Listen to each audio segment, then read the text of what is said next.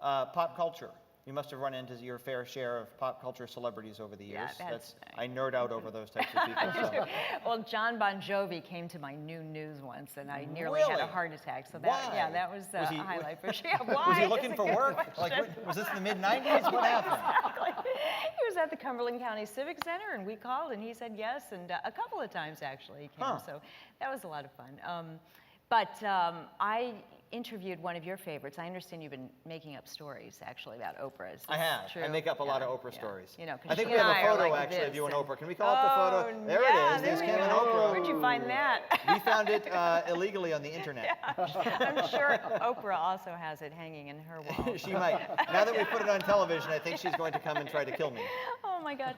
When was that? Why did that happen? That was in, actually, I remember when it was, because Oprah noticed my engagement ring. So I had just become engaged, so I would say 1992, about then. And that just happened, again, persistence. We were carrying her show. She was just starting to hit it big.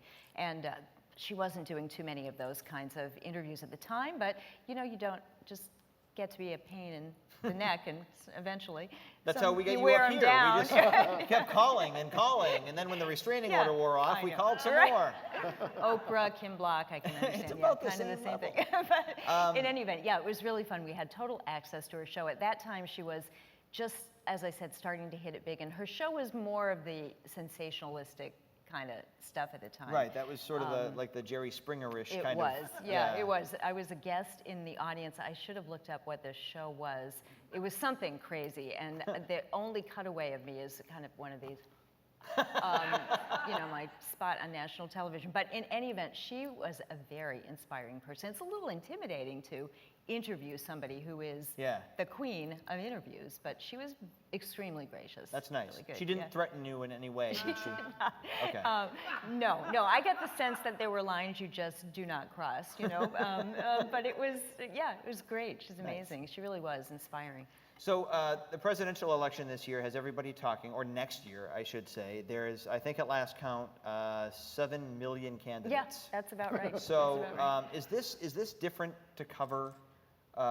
Is it different than other presidential elections to cover, even on a local news basis? Are we going to see a lot of candidates coming through Maine? I know we've seen a couple already. I imagine that we will. I mean, the field is pretty crowded. They've got all looking for attention. I was thinking the other day that presidential elections are a little bit like a Maine winter, where people start wishing it was over long before it actually is. So I have a feeling that's kind of going to be the case here. But yeah, I think it's surprising a lot of people how it's unfolding at the moment. So we'll see. Now, I want to ask you to take out your crystal ball. This is not an endorsement question. This is a who do you think will win 12, 13, 14 months in advance question.